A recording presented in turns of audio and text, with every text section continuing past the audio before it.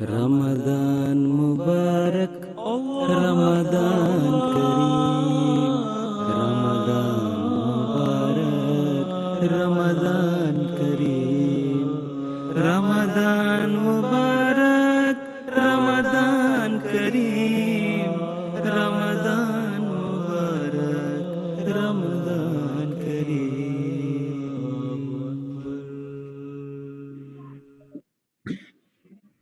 A'udhu billahi minash shaitanir rajeem. Bismillahir Rahmanir Rahim. Assalamu alaikum warahmatullahi wabarakatuh. Welcome to another episode of Question Time, the brand new series organized by Majlis Khudanam, the United Kingdom, aimed at answering all of your questions and queries. Over the course of Ramadan, Question Time, the Ramadan special, has been live every Thursday evening between 6:45 and 7:45, with the aim of answering and elaborating on any questions and queries that you might have. Joining me today, as always, are respected Mansoor Zia Saab, Professor of Jamia in the United Kingdom, and Shahzad Ahmed Saab, Associate Editor of the Review of Religion. Assalamu alaikum warahmatullahi wabarakatuh. Of course, now we are in the last show for this blessed month of Ramadan.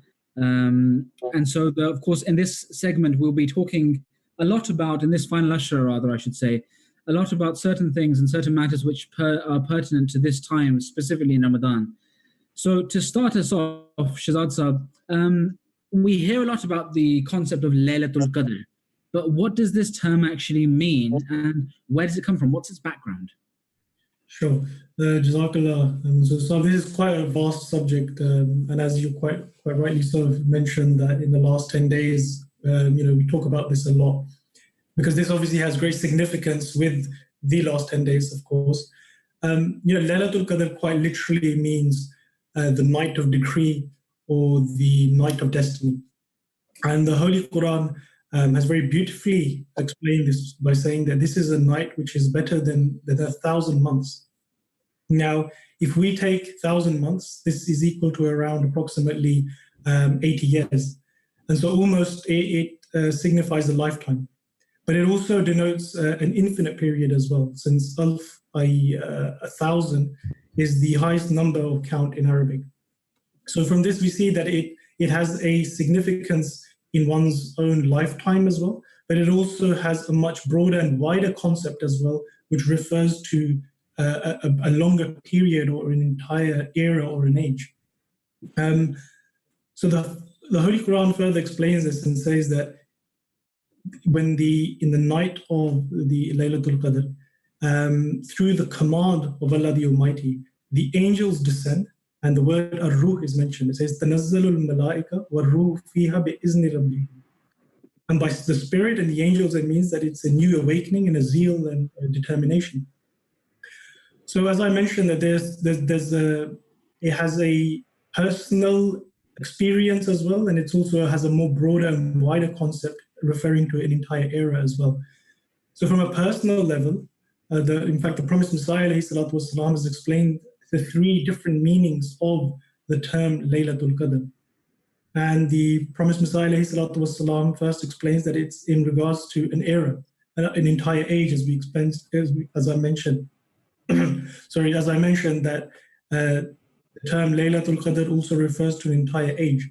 So as we read in the Holy Quran as well, that when corruption appears in the land and sea, and we enter an age of darkness, then Allah the Almighty manifests His mercy.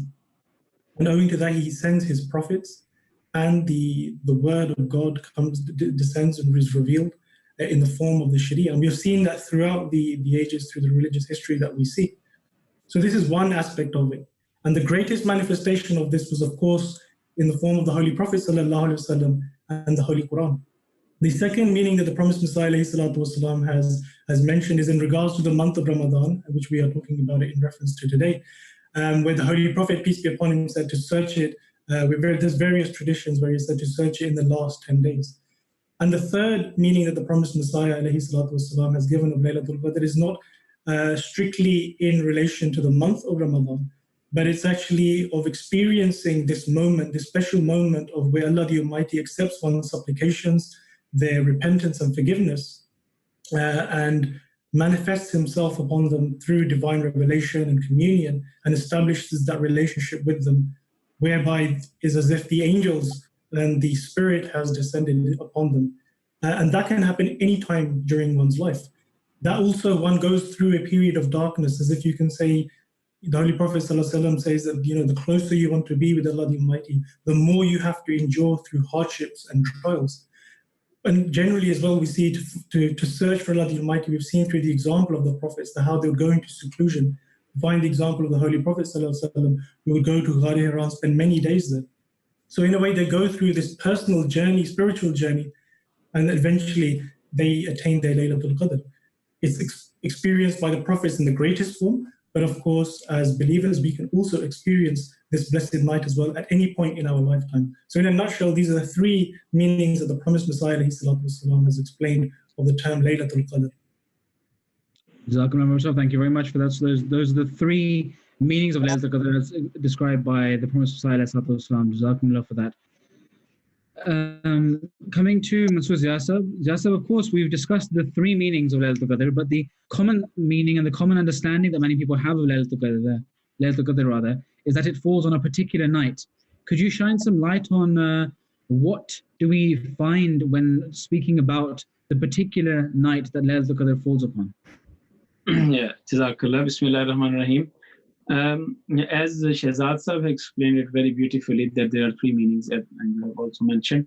So that particular meaning that relates to Ramadan, and it is, you can say, it is ascribed to Ramadan only, and that is talking about these meanings. Holy Prophet ﷺ said that if you want to achieve that night or achieve that moment, you need to seek this moment in odd number of the last 10 days of Ramadan.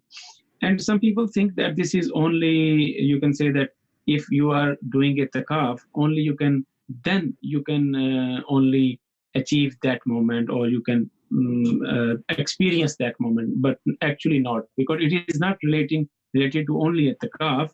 Any person who is doing his worship for Allah the Almighty, definitely he can experience it.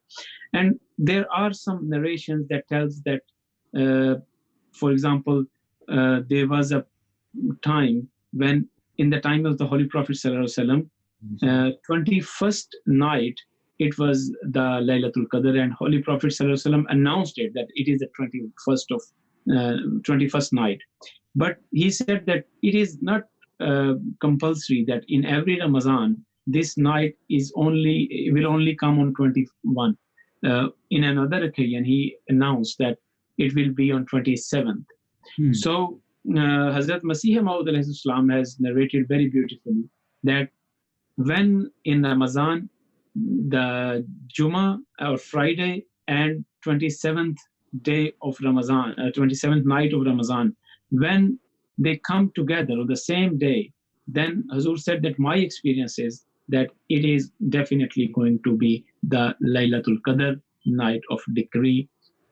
So you can say that for our age, we should seek for this, and we should make special struggle, special effort for this night also. But again, in the end, I would say that this is not related to only 27th or 25th. Holy Prophet ﷺ has generalized it to the last 10 days of Ramadan. I see. Jazakumullah, thank you very much, Murabbi, for that. One good aspect, or brilliant aspect, I should say, of this show is that we have many people that are calling in live to ask their questions to our panel of esteemed scholars.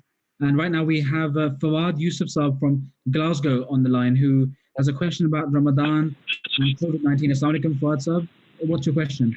Wa alaikum salam. How are you guys doing? Yeah, alhamdulillah, not too bad. Alhamdulillah. What's your question? I have two questions, if that's okay. Yeah, go. Okay, so my first question is, if all religious places of worship reopen, but social distancing is still in place, will it be permissible to offer congregational prayers in the mosque, keeping 2 meters apart? Okay, and your second question? My second question is, other than Eid prayer and sermons, how else did the Holy Prophet ﷺ spend the rest of his day during Eid? Okay, Jazakumullah, thank you very much. So, Mansoor Yasab, if we come to you for the first part of the question, of course, is if all places of worship are to be opened, but social distancing is still in place, whereby we have to stay 2 meters apart, is it permissible to pray in congregation whilst remaining 2 meters apart? And Shazad Sahib will come to you for the second question about how the Holy Prophet ﷺ would spend the day of Eid other than the Eid sermon. But Mansoor Yasab, first, if we could ask about the social distancing question. Yes, definitely in this age, normally, it is not permissible. Normally, you must fill the gap in a row. And Holy Prophet ﷺ has said that if you will not fill the gap in a row and you will not stand together, then definitely Satan will make his way between your row. And the meaning was actually, shaitan, you can say it is a metaphor. Definitely no one has seen shaitan coming in in that gap. It only means that you will not be together. And there, if a person is standing with a distance from someone, so it means that he hates that person, so that's why he's not coming closer to him. So but here it is not the case. It is not the case that if that due to that pandemic or due to the social distancing measures we are separate. We will be standing in a row and we will be separated, but not for the reason that we hate each other, but for the reason that we love each other and we want to comply with the instruction of the land, of the law of the land. So we will be, and this is a duty of a Muslim also, definitely, as Holy Prophet ﷺ said.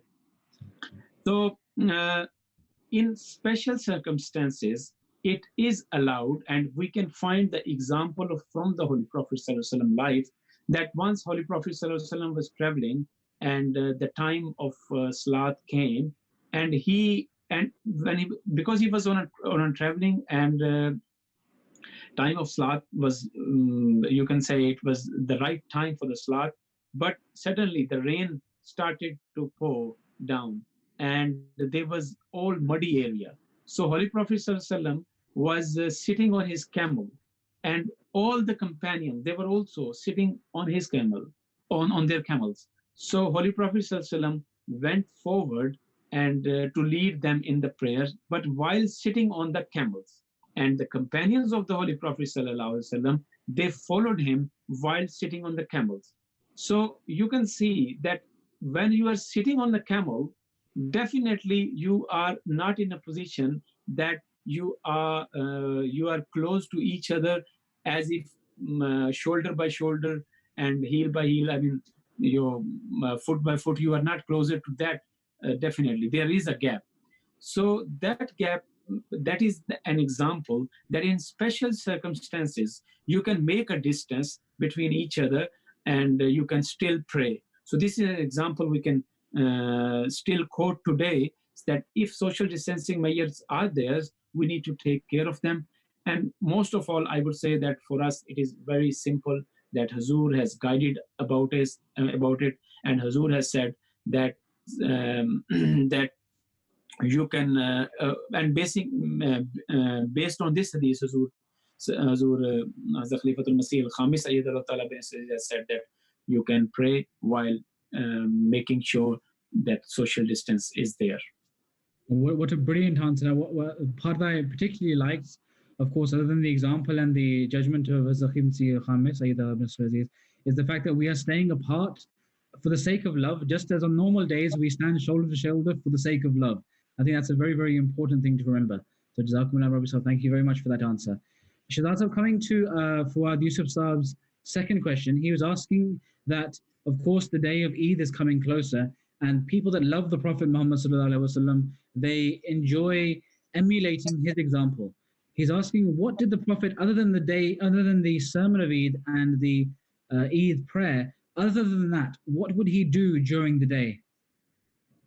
Jazakallah, Fawasa, it's a very beautiful question that you have asked, There is no better example for us Muslims to follow than the noble and lofty example and blessed example of the Holy Prophet sallallahu alaihi wasallam. And in every aspect of our lives, whether it be, regardless of whether it be a joyous occasion or just in every circumstance, that is our spiritual guide and spiritual light, and we seek to emulate him. So I think it's a very beautiful question that you have asked. Since Eid is coming in just a few days' time, it's very, very useful to share these thoughts with our Khudan brothers, that they can also implement this on this day as well. Growing up here in the West and living here in the West, as many of our Khudan brothers will have seen around in society as well, that there is a very different concept of celebration, especially on joyous occasions. People, let alone remembering God, also almost sort of lose their own senses and have no, let alone remembrance of God, have no conscious of the being of God or the existence of God. But the celebration as taught and practiced by the Holy Prophet ﷺ is so beautiful that we find that on the occasion of joy, his joy lies in the worship and remembrance of Allah the Almighty. Now, if we look at the day of Eid, on a normal day, we have 5 daily prayers. But on the day of Eid, the Holy Prophet ﷺ's practice was that he would, as Fatah mentioned as well, that he would go to there's the Eid prayer. So this is an extra obligation that the Muslims have on this day, that instead of 5 prayers, we have 6 prayers. Another example of the Holy Prophet ﷺ, which illustrates this, his love for Allah the Almighty and remembering Allah the Almighty during, even on days of occasion of joy, was that the takbirat, for instance, that there are more takbirat are recited. And one of the wisdom behind this, obviously, is that it reminds us that on this day, whilst we are to experience this joy and celebrate this joy and happiness, we must remember to always remember Allah the Almighty and his favors on this day as well. It was the practice of the Holy Prophet ﷺ that he would, prior to going for the Eid Salat, he would eat something sweet. Usually it could be some dates, and he would obviously, in the hadith it comes that he would eat them in odd numbers as well. Then we find that the Holy Prophet ﷺ would take a different journey on his way back from after the Eid prayer as well. And again, if we want to look at, there's so many different purposes and wisdoms behind that, but one of them could be the fact that you could have the opportunity to meet different people and express the greeting of Eid to them. We find in the hadith that the Holy Prophet ﷺ has said that tahadu wa tahabu, that exchange gifts, for this increases love. And we find that the Holy Prophet ﷺ would give gifts to people, and especially would be mindful of the poor. And that's why we have the sadaqah of fitrana, the Eid fitrana, which is primarily there to remember the poor and the less privileged on this day as well. So this is also, we find something from the life of the Holy Prophet ﷺ. We also find another beautiful incident when, correct me if I'm wrong, but it was on the occasion of Eid, when Hazrat Aisha radiallahu ta'ala anha at home had some other young women at home, and they were singing some and reciting some poems. So we see that the house of the Holy Prophet ﷺ was full of joy and happiness, but alongside this joy and happiness, it was filled with the remembrance of Allah the Almighty. In this present era as well, we find that the promised Messiah ﷺ's example is very similar to that of the Holy Prophet ﷺ as well. Again, that you will see the immense level of worship on this day, whilst obviously enjoying the occasion as well. So again, a number of things. I think that will hopefully answer Fuad Saab's question. I think there's a number of things there that people can emulate and take the example of in order to make their day of Eid a little bit more blessed. So Jazakallah Fuad Saab for his question as well. Shahzad Saab, coming straight back to you, actually. We were talking just before we had the live question about the concept of Lailatul Qadr. We talked a little bit about the background of it. What I want to do, just before I come on to talk a little bit more about Eid al-Fitr, and we'll come to Mansoor Ziyasa with regards to that in a moment. But with regards to Lailatul Qadr, of course, we have an understanding now after your answer and Mansoor Ziyasa's answer about where and potentially when it could be and the different interpretations. But how do you know how do you know that individuals actually experienced Lailatul Qadr, and what do you have to do in order to find it in the first place? Jazakallah, Sab. I think in terms of finding it, what one has to do, I think it's quite simple. I think all the practices that we have been training ourselves during this whole month of Ramadan, essentially Laylatul Qadr is a result of that. It's the answer of those supplications. The Holy Prophet ﷺ, when he mentioned to look for Laylatul Qadr, he said to search for the Laylatul Qadr. So from this verse, we find that for search, it means that one has to really strive and struggle to find this through their worship and intensify and increase their worship from what they would normally do. So of course, that's something that we have to do. As far as becoming one of those most fortunate people who experiences this is of course up to Allah the Almighty. But on our part, it's our humble efforts that we must render, and we must maximize these efforts. That is when we will be truly doing justice to the words of the Holy Prophet ﷺ, where he said that you must search for Laylatul Qadr in the last 10 days. And there's another hadith of the Holy Prophet ﷺ in which he mentioned that whoever establishes the prayer on the night of the Laylatul Qadr, and out of their sincere faith, hoping to attain Allah's rewards, their past sins will be forgiven. So we find that there's two very important aspects here. One is the establishment of prayer, i.e. worship, and that can be in many forms as well, of course.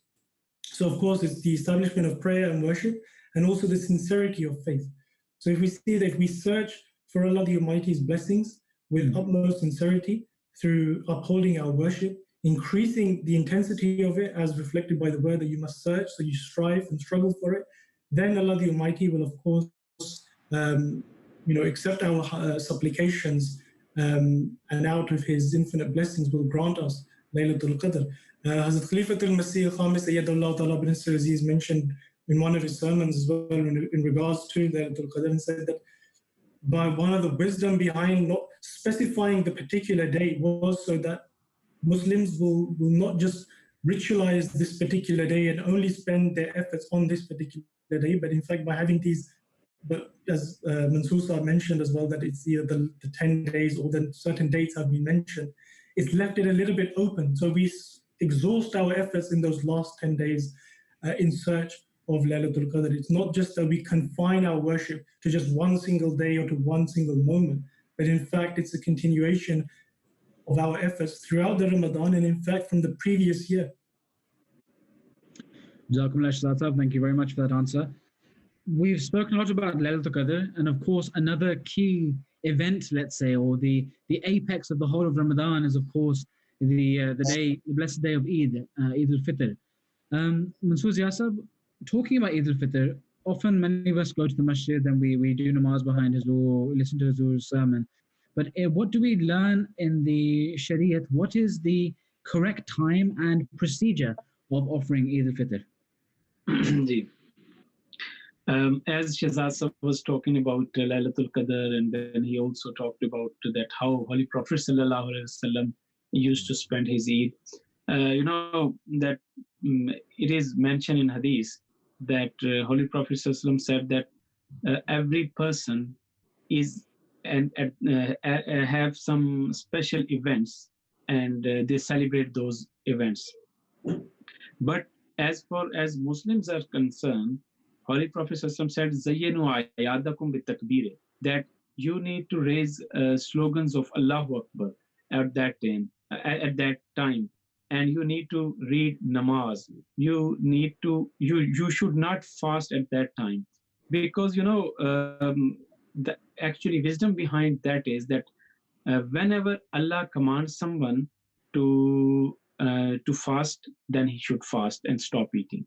And when Allah commands someone that stop fasting, then they should stop doing fast. And Eid is one of them. And that's why Holy Prophet has said that if you fast on the day of Eid, so it means that you are following Satan. Only Shaitan follows on the day of Eid. So the thing is that Holy Prophet would went straight to the Eidgah, or the place of worship for the Eid, and he would not offer any salat or any nafil prayer before Eid prayer or after Eid prayer. And he would offer only 2 rakat for Eid prayer, and in that Eid rakat there is no azan, no iqamah. And the difference between namaz-e-Eid and namaz-e-Jummah is that in Friday prayer you will give Friday sermon before reading Jummah prayer. But in Eid, there's a difference that after reading 2 rakat of Eid, then you will deliver the sermon of the Eid. So these were the differences. And now I will come to straight to the question that was asked, that why, that what is the main, you can say, procedure. The procedure is simple for our Jamaat, although there has been a lot of procedures followed by other Sunni Muslims, but what we follow is, you can say, Fiqh Hanafiya, we follow randomly, you can say. But for us, it is very simple that we follow what Holy Prophet ﷺ did. So when we look at the hadith, so we find that Holy Prophet ﷺ would raise his hand, and that is called takbir-e-tahrima, until his ears. And after raising first time, after saying it aloud, Allahu Akbar, he would read Sana, Subhanakallahumma wa bihamdika wa tabarak ismuka wa ta'ala jadduka wa la ilaha ghayruk. And after that, he would raise his hand 7 more times. And in those times, he would not fold his hand, or he would not fold his hand in front of him, but he would leave them like this. He would drop his hands for the 7 takbirat, and then after the 7, he would fold his hand and he would start with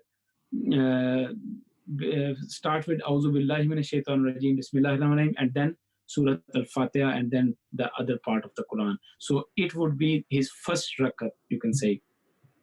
And in the second rakat, after saying takbir from when the last sajda is performed, last sajda of first rakat, he would raise up, and after saying that takbir, then additionally 5 more takbirat would be said aloud, and then they will start, you can say, the Surah Fatiha and the reading of the Quran. So this is the procedure. That's very important. I think many of us have had the experience, if not ourselves, then someone next to us.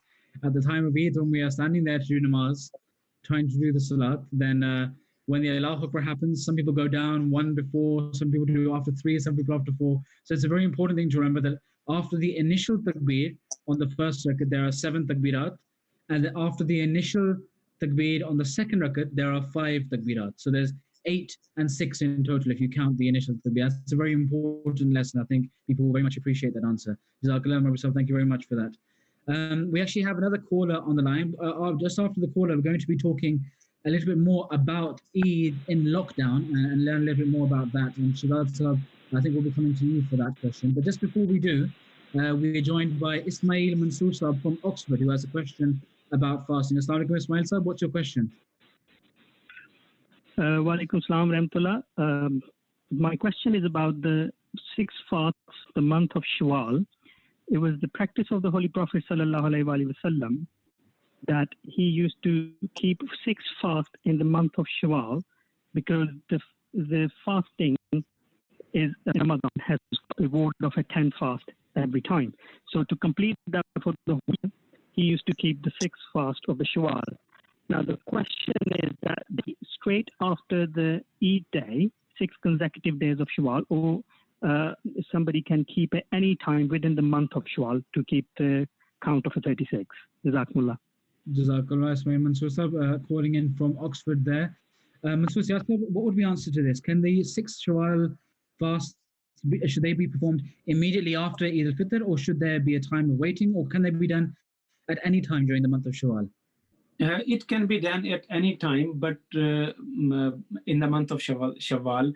But if we look at Hazrat Muslim Maud, what he said that in the time of the promised Messiah, that people would make hard efforts and struggle to do this Shawwal fasting continuously after the Eid day. So it was, you can say that they would decorate, decorate their homes, and the practice would continue from just like it used to be in Ramadan. So he said that it is preferable that if you do it continuously, but it is also proved from the Holy Prophet ﷺ that if someone could not do it, he can complete 6 fasts in the month of Ramadan, and that would be considered, and that the same reward he would receive even if he has done it without continuation.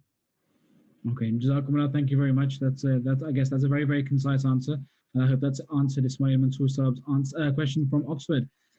Sorry, brother Shahzad Saab, coming back to what we were discussing before we had the live caller, we were talking about Eid Day and the way of celebrating Eid. Mansoor Saab was discussing this and telling us about how the procedure and the time is. Of course, everything has been thrown up in the air now because of COVID-19 and the lockdown. So how can we, what can we expect to see from Eid Day in lockdown? How should we be spending our day? So I think one of the things that we're probably going to see is that, which is going to be quite a unique experience for us all, is that Eid prayer will be led in the homes. So many of our Khuddam brothers, they'll be probably the head of their family. So during these unprecedented times when mosques are closed, and we cannot go to travel even to other relatives' houses, each person will be obviously leading the prayer in their own home. So I think that's going to be something very different during this lockdown, that we'll be leading our own Eid prayer. Of course, we'll be listening, and we are eagerly anticipating to listen to the words of His Holiness, the Eid sermon that he'll be delivering. But after that, as the Jamaat has instructed, that everyone should be leading their own Eid prayer within their homes and delivering a khutbah. So that will be a new experience. And Mansoor Ziyasab has very beautifully and in great detail explained how one actually should be performing that Eid prayer. So that's going to be a different experience for everyone, of course. But as we were discussing in the earlier part of the program, I think it was Fawad Saab asked a very beautiful question, that how the Holy Prophet ﷺ experienced Eid and what his example was like. And if we look at the life of the Holy Prophet ﷺ, it was filled with so much simplicity. And he enjoyed the simple things in life, such as enjoying being with his family. This is what we can learn, and this is the time that we can actually practice that. Whilst we are at home with our families, we can spend, we obviously do during Eid as well, but being at home, the Holy Prophet ﷺ was always cheerful, was always loving and respectful towards his elders and young alike. So this is the time, of course, that during Eid, this is how we will, with regardless of lockdown, this is how we will be experiencing it anyway. On the day of Eid, it's a day of happiness, of joy. And as we mentioned as well, that along with this joy is further adorned and beautified through our remembrance of Allah the Almighty as well. So this is how we will experience Eid. So regardless of whether it's lockdown or not lockdown, by we can emulate this example of the Holy Prophet ﷺ within our homes as well. What a lovely way to end that answer. Lockdown or not lockdown, if we emulate the example of the Holy Prophet ﷺ, then we will achieve what we want to achieve in our own homes. It's a lovely way to answer that question. We're going to be having another live caller soon, but just before we do, I can see it coming through, but just before we go to the live caller, Mansoor Ziyasab, because of now we are in this lockdown, we've spoken a little bit of how the procedure will work in our own homes with us being in lockdown right now. But with regards to the Eid prayer itself, there's often a question asked as to how many people are minimally required for an Eid prayer to take place, and what happens if that minimum number of people is not reached. Could you please shine some light on this? Normally, in Eid prayer, when the conditions are normal, so everyone must make their way to the Eidgah or the place where Eid is performed.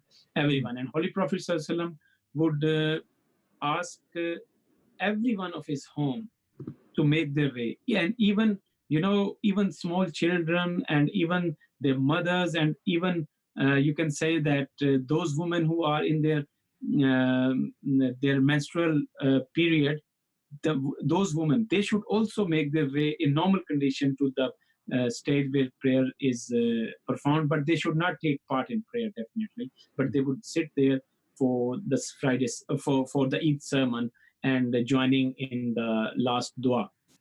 But in these conditions, we know, for us there is a rule. We have to consider namaz-e-Eid according to the farz namaz or the compulsory prayer. So what are the minimum number for the compulsory prayer? So when we look at this, we find it that Holy Prophet sallallahu alaihi wasallam has said that isnani wama fama fawqahuma jama'atun, that two and more than two people, they make a jamaat, they make a congregational prayer. So if in a home there are two people, then they can offer Eid namaz. One would be the imam and the second would be the follower or muqtadi. So these are the minimum numbers. So but if a person is alone in home, so he you can say he is not allowed to do his Eid prayer because he is not in congregation. So Eid namaz is basically done in congregation, not alone. Jazakumullah. And Jasip, just staying with you for one moment, you mentioned about if there's only two people praying the Eid namaz. Of course, many people may be at home with either just their mother or their father or their wife. Many people will be at home, just the husband and wife alone at home. In that situation, how would two people, husband and wife, for example, how would they stand in order for the Eid prayer to be conducted? Yes, if there is, for example, if there is a child, children or one child is there, so he would, the father would lead and he would stand on his right. I mean, the boy would stand on his right. And but if there is husband and wife, as you have mentioned, so in that case, the wife would stand straight behind the imam or behind her husband, and then he would lead the prayer. She cannot, you can say that she cannot stand along with him. Okay. Jazakumullah, thank you very much for that, we actually have another caller who's calling in from Oxford. Assalamu alaikum. What is your question? Walaikum salam. My second question was is in regards to the Eid prayers. The normal practice of the Eid prayer is that all around the UK in the mosques, the prayer is being said, and then after that we wait for the Hazrat Khalifatul Masih's sermon for the Eid prayers. Now, in this condition, because of the COVID-19, we are not allowed to go to mosques and we have to perform the Eid namaz at home. The Eid namaz, can we carry on with the practice of doing the namaz before at our own time and then follow the Khalifatul Masih's sermon? Or can we wait until Hazur delivers the sermon, and then after that, when it breaks for the prayers, we can do our Eid prayers? Jazakumullah khairan. Jazakallah Mansur Yasab. Could you shine some light on this? Yeah, very good question. You know, a lot of people, they have just, asking this question. So you can say that what is the timing for the Eid prayer? So Holy Prophet Sallallahu Alaihi Wasallam has explained that time for the Eid prayer start after a half an hour of the sunrise. After the sunrise, after 30 minutes have passed from sunrise. So I'm not sure that what is the time for sunrise in these days are, but whenever the sun rises, after 20 minutes, it is the time for Salatul Eid, and we can pray during that. But it depends on our, you can say that our convenience, when we are convenient. So if a person is convenient that he can offer namaz before Hazur khutbah, and he want to offer it, and then after his namaz and his Eid sermon, he can listen to Hazur's sermon as well. So then there is no harm in it. And if for their convenience that it is convenient for them that they should offer after Hazur Eid sermon, they can do in both ways. But the time for Eid ends, you can say, when the sun reaches its zenith point. It is straight, you can say, in the middle. So, and after the declining point, you can say. So after sun reaches its declining point, you cannot offer Eid prayer because the time has, you can say, expired. You can say finished Eid prayer times. So it's starts from the rising of the sun 30 minutes after the rising of the sun and ends at the zenith point. So between those times, you can adjust your Eid prayer. Okay, Jazakumullah, thank you very much. I hope that answers the question. Moving on to our next question, we were discussing the different ways of practicing Eid al-Fitr and what to do differently within lockdown, how that will change the way that we perform, or indeed not change the way we perform the Eid prayers. Masood Yasab, looking at common day occurrences and the way that different families are organized around the world, often we may have circumstances where there are only women at home. In these circumstances, can a woman lead the Eid prayer as well?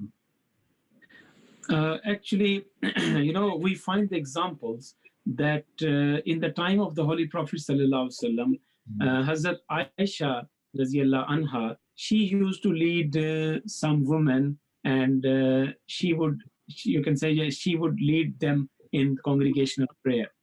But the difference between men and women is that when woman is leading the prayer, she should stand in middle of the row. She should not stand in front as the man does. That when man is leading the prayer, he would stand in front of the row. But if the woman is leading, she would stand in the middle of the row. So as Aisha Raziyallahu anha, when she used to lead the prayer, she would stand in the middle. And we find another example of Hazrat Waraka. She was also a companion of the Holy Prophet Sallallahu Alaihi Wasallam, and she has taken permission from Holy Prophet Sallallahu Alaihi Wasallam to lead prayer to lead congregational prayer to the women who were present in the home. So we can take these examples at that in the time of the Holy Prophet Sallallahu Alaihi Wasallam for the Farz prayers and for Nafal prayers, for both categories, we find these examples that women are leading, but there is a point that women can only lead to the women. If there is one man, then women cannot lead them in the prayer. So we will take this an example for the Eid prayer also. And in Eid prayer, if there are no men available to lead the prayer, then if a lady or if a woman is there and there are, for example, there are 2-3 women in the home or 4 women and they want to perform Eid, so they can a woman can lead in that condition. Woman can lead the prayer, but I would say that this is conditional. This is conditional to these circumstances. It is not allowed for normal circumstances. For the normal condition, we have to follow the procedure as in the beginning I have told about that. I see. Jazakumullah, thank you very much. And I hope that answers the question as well. Shahzad Sahib, coming to yourself, I mean, we've talked about Eid al-Fitr quite a lot. But obviously, following Eid al-Fitr, we've also mentioned the concept of the Shawwal fast as well. What are the significant? I mean, we understand, of course, we have all heard about the fasts of Ramadan and how important they are, of course, being one of the 5 pillars of Islam. So what is the importance of these additional number of fasts of Shawwal? Why are they, and what are the rules in this regard? If we look at every aspect of the Islamic worship, where we have certain practices which are as part of an obligation, for instance, if we, like you've mentioned, the 5 pillars of Islam, that we have prayer, which is the 5 obligatory prayers, zakat, hajj, all of these are obligations. But there are many other practices we find which we do as a voluntary action. For additional reward, we go as they say, the extra mile, the extra effort and energy we put in to attain the nearness of Allah the Almighty. And this is one such example. And this is actually an example from the life of the Holy Prophet ﷺ. This was his practice, that after the month of Ramadan, in the first 6 days after Eid, the first 6 days, he will then fast for those 6 days. And these are voluntary. These are not obligatory. But again, these are added, it's an added benefit, added grace that, or in search of our piety. This is an added opportunity, another opportunity that we have that we can experience. And we learn this from the lifetime of the Holy Prophet sallallahu alaihi wasallam, the example, sorry, of the Holy Prophet sallallahu alaihi wasallam. So as I mentioned, that in Islam we have many practices which are obligatory, but then we also can perform them as a voluntary basis as well. And Shawwal is obviously one of those. In terms of its ruling, one of our brothers already called in, and Zusi Asab explained very beautifully the rulings in regards to that. But in terms of, as an overall concept, this is a voluntary form of worship in addition to the obligatory fasting. And again, it's just, this is a month of Ramadan that we have gone through. It's not something that we take on as a burden. The fasting that we are experiencing, the prayers that we are performing, the Holy Quran that we are reading, we do this because of the pleasure, the spiritual pleasure that we derive from it. And so as we come to an end and we celebrate Eid, it's like as if we are saying to Allah the Almighty that we enjoyed that so much that we now are continuing that in our lives as well. And it's not just limited to only the 6 days of Shawwal, but we find from the example of the Holy Prophet ﷺ that throughout the year, on numerous occasions, he would be fasting. We find that example in all the prophets as well. In fact, our beloved Imam, Hazrat Amir al-Mu'mineen, Ayyadullah Ta'ala Aziz, has told the Jamaat to fast every Thursday as well. So we see that these voluntary actions, these voluntary forms of worship are there in abundance. And it's an opportunity for believers to excel in trying to attain the nearness to Allah the Almighty and establish a relationship with God Almighty. Sure. I think it's a beautiful way of putting it as well, that as something which would by any normal measure be seen as a sacrifice, something very difficult to endure, abstaining from those things which are permissible. But knowing that God himself is the reward for such actions, an individual who loves God so much is willing and happy to put himself through that yet again in order to achieve even closer relationship to Allah the Almighty. I think that's an absolutely beautiful thing that you've said. Jazakumullah Rabbi. Thank you very much for that. We're actually going to be going to a live caller now. Anik Sikandar Saab from Burton-on-Trent has a question which is actually very similar, Shahzad Saab, to what you've just said. So we'll come to you for the answer. Anik Sikandar Saab, Assalamu alaikum wa rahmatullah. What is your question?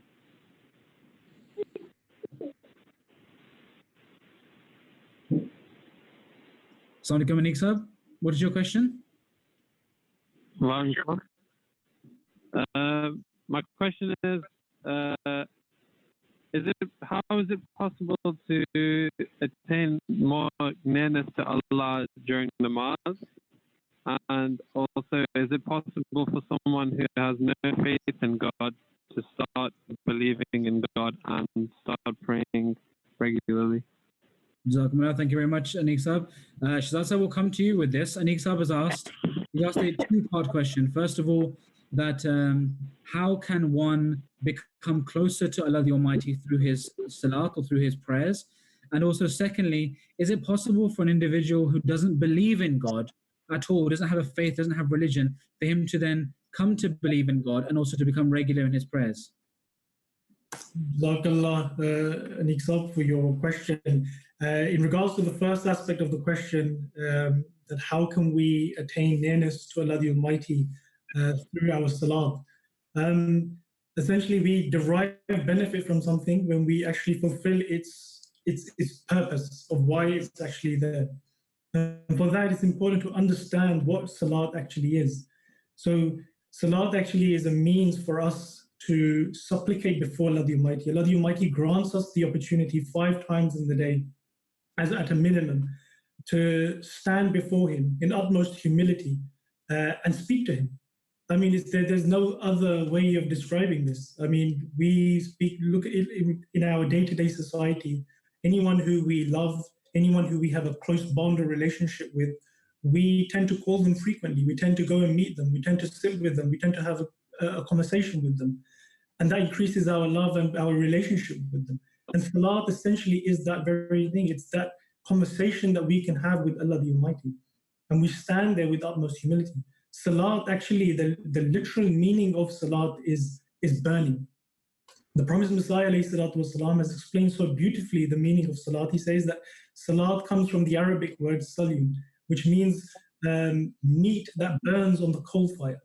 So essentially, that's how one should be supplicating before Allah the Almighty. They should have so much humility, and standing before Allah the Almighty should instill so much of the love and a burning desire within them that they, and as we see within the progressive stages of Salat as well, that as he stands with his hands folded in front of Allah the Almighty and sings his praise, and then when he reaches that sort of pinnacle stage of which is so beautifully taught us in the form of Surah Fatiha, he then prostrates, he then bows down to Allah the Almighty. In each stage, he shows his humility even more than before.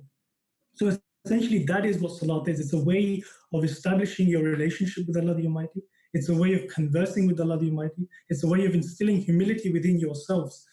So that's the way that we can truly attain nearness to Allah the Almighty through Salat. And that's what we find through the example of the Holy Prophet ﷺ. If we look and search, just a simple search if you do in the Hadith in regards to Salat, you will see how much importance the Holy Prophet ﷺ has mentioned in regards to Salat. Mm-hmm. And so just on the second part of the question, just brief answer, is it possible to find God when you don't believe in God and to then become regular in your prayers? Could you just repeat that again? So the second part of the question, just briefly, is it possible when you don't believe in God or have no faith to then believe in God and then to become regular in your prayers?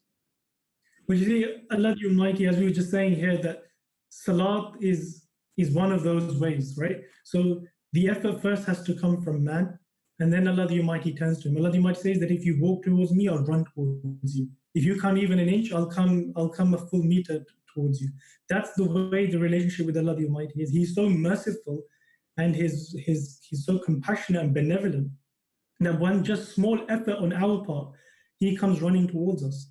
So as we were mentioning, just one example we were giving was of Salat.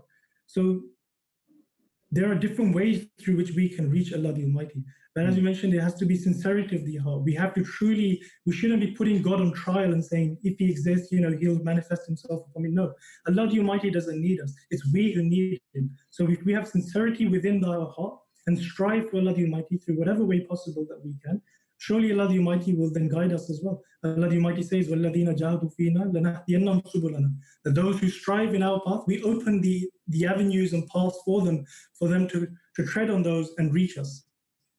And we find as well, sorry, just to add on, is we find many examples of those who enter the fold of Islam and Ahmadiyyah, and we hear they're inspiring accounts. That's one of the things we listened, that the sincerity that they had in their search of God, that they just made a few efforts, and then they saw miracles and wonders, and how Allah the Almighty manifested the truth to them and enabled them to have such conviction in their faith. Absolutely. Jazakumullah. I think it's also very important to remember that this has been mentioned by Hazrat Masih Maud and the Khulafa as well, that simply getting to the point of saying that there should be a God is not enough. In fact, one should experience God for themselves, then you know that God exists. This is irfan ilahi. And I think when it's understood, when people ask this question often, how do we know that God exists? And they say that people will call me crazy if I say there's something they cannot hear, see, smell, feel, or touch or anything, and I say it exists. People will call me crazy. But on the other side, once you have experienced God for yourself, even if the whole world was to stand and say, no, God doesn't exist, then you know God too exists. And no matter what anyone else says, you know that to be wrong. So again, it's important, even if we are Muslim or Ahmadi or we are praying, for us to continuously strive and endeavor to create that knowing relationship with Allah the Almighty. And that is when we have reached the purpose of Salat as well. Again, Jazakumullah Rabbi, thank you very much for that answer. Mansoor Ziasab, coming to you, we've received actually a number of questions via text message as well.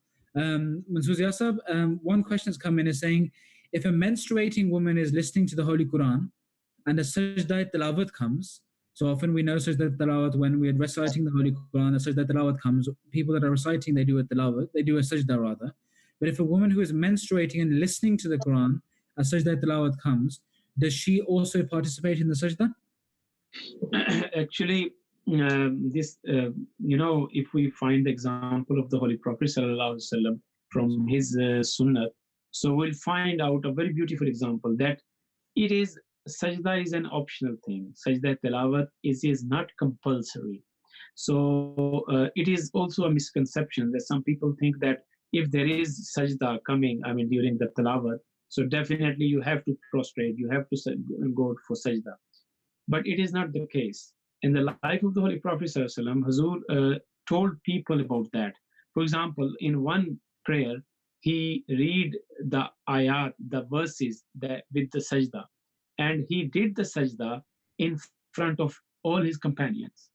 And the next day he read same verses, and when the sajda came, he did not prostrate, just to tell people that it is not compulsory. And same when in the time of Hazrat Umar Raziyallahu Ta'ala anhu, when people came from outside and a lot of people gathered and they don't know Islam, and they also thought about the same misconception that everyone must do it. So in the Jummah, when he was leading the Jummah, in his Friday sermon, Hazrat Umar Raziyallahu Ta'ala anhu, stood and he read those verses with sajda, and he did sajda in front of all people. And in the next Friday, he did this. He read the same verses and he did the same action. And he said, "For I am not going to prostrate. Even the sajda verses of sajdas are there." And he said that it is an optional thing, that whether you prostrate or not. So this at this instance, we can say that it is an optional thing for any woman who is listening or not listening. For example, if the times come, she can prostrate or not. It is up to her. If she wants, she can. Jazakallah. Thank you very much. I hope that answers the question. Coming on to, again, so I said just another quick question, like a very short answer of this if possible. Many people have different ways of reading the Quran, translation or interpretation. Someone has asked the question, can we read the whole of the Holy Quran first, so the Arabic, and then read the translation afterwards? The very short answer is yes. For the sake of learning something, you must read the translation. But as for the concern, blessing is as concerned, because these are the words of the Allah the Almighty. So definitely we would like to, and you can say, to read those words for the blessings. So that's why if we look at, some fuqaha, some jurisprudence, skillful people that who have knowledge, Hazrat Imam Abu Hanifa, he used to say that you don't need to recite the verses of the Holy Quran. You can read read just translation, and that would be enough. But in this time, Hazrat Promised Messiah Islam made this very beautiful point. He said, no, it is not enough just to read the translation. You must read the actual wording and then the translation. So in this case, if he is reading, a person, whoever asked the question, if he is reading the Holy Quran with Arabic wording, and after that, if he reads just to understand it, it would be fine. It can suffice. Thank you very much for that. Again, I apologize for asking for a short answer, but indeed the short answer sufficed, and indeed the elaboration was very much needed. So Jazakumullah, thank you very much for that. Shahzad, we're coming towards the end of the program now, but there's one question which I think we must answer before we go, and it is a rather philosophical one. The question is that we believe that Allah the Almighty is all-knowing, and we also believe that He is all-merciful as well. And yet God creates people knowing that their end will be hellfire in some cases. And He also knows all of the actions that we are going to take to get to that end. If He knows everything we're going to do and the result, what was the point of creating us, and what is the purpose of prayer? It's indeed a very philosophical question here. Just to briefly cover this, the answer to this is that when we study the Holy Quran and we look at the creation of man, Allah the Almighty states that He has endowed man with the faculties of both of the knowledge of good and bad, and has given him the free will to govern his actions. That is why we have an element or a concept of reward, whether it be or a punishment as well. If person did not have the concept of free will, and they have their own choice to govern their actions, then there will be no question of reward whatsoever. So of course, man has the decision to make whatever action he does, and whatever actions he commits, he will receive the consequences and the rewards of that.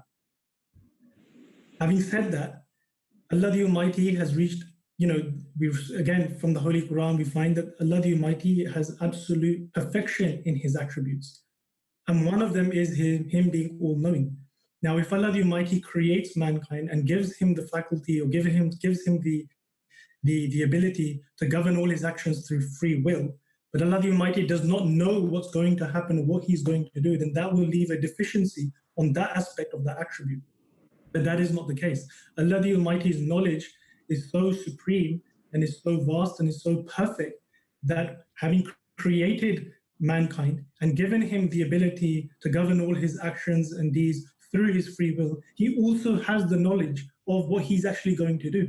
Now, let me just explain this through an example. For instance, a school teacher, she has or he or she will have 20 or 30 students. They teach them throughout for the whole year. Towards the end of the year, when they sit their exam, the teacher will know which of the students are going to do really well, they're going to perform really well in their exams, and which are going to miserably fail, and which are probably going to be borderline, because they know the way that student has behaved throughout the year, the effort they've put in. And most of the time you will see that the teacher's prediction will be accurate. That's why we have, predicted grades as well, and mock exams and so on and so forth. When we are talking about Allah the Almighty, Allah's knowledge is absolute and supreme and absolutely perfect. His knowledge is not just on guess, but He exactly knows exactly who is going to do what and when. But that does not contradict with the idea of that they've been given the free will to carry out those actions. I hope I've been able to explain that through a brief example as well in this short space of time. Jazakumullah. Mansoor Yasab, I know when we asked the question, you were raring to give an answer as well. So do you have anything to add? Actually, Shahzad Sahib has explained it beautifully, that what is what Allah's, and with the example of, teacher. So there are also another example could be given just to understand this. People actually confuse two things. One is that Allah's knowledge, and the second is destiny. Allah Ta'ala has made a destiny. He knows the conclusion. So basically, we need to separate these two things. For example, as the knowledge of the past, we know that Hitler, for example, is going to kill all the people. So does our knowledge stops Hitler from killing all these people? Definitely not. So our knowledge does not concern anything. Our knowledge of the past does not make things better or it make worse. No, it is not concerned. So just like this, Allah has all the knowledge to the past, knowledge to the present, and knowledge to the future. His knowledge does not, His knowledge does not make anyone do or do one certain things. It cannot, make people do some certain things, certain actions. No, it cannot. He has said that it is you who decide. For example, I have taken the example of Hitler in the history. It is Hitler to decide whether what he wants to do. It is not us to decide, although we know about what he's going to do. But we cannot stop him.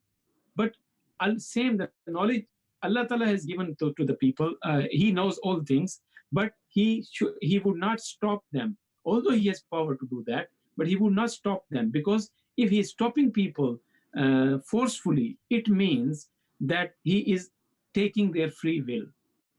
So just to understand this, that what is the destination and what is the knowledge. So knowledge does not make the destiny change. Perfect. Jazakumullah Ahsan. Thank you to both respective Rabian for that brilliant answer. And I hope that encapsulates it does encapsulate the answer for that question. Of course, we aim to be around an hour for this beautiful question and answer session that happens every week during the month of Ramadan. We are unfortunately drawing to the close of this program. Of course, this was the last program within this blessed month of Ramadan, this Ramadan special, as it were, of question time. We hope you've enjoyed these shows so far. And please don't forget to send back your feedback to the team, the TALIM team from Majlis Quran Ahmadiyya that have set this up. A huge thank you and jazakallah to our respected panel, Shahzad Ahmed Saab and Mansoor Yasab, for always answering all of our questions so eloquently and so beautifully. And of course, a huge jazakumullah And thank you to everyone who sent in their questions and everyone that's tuning in or has tuned in at home as well. Until we meet again next time, keep us in your prayers, and we hope from the whole team, we hope that you have a very blessed Eid and a very blessed end of Ramadan as well. Until we meet again, Assalamu alaikum wa rahmatullahi wa barakatuh. Ramadan Mubarak, Ramadan Kareem, Ramadan Mubarak, Ramadan Kareem, Ramadan Kareem, Ramadan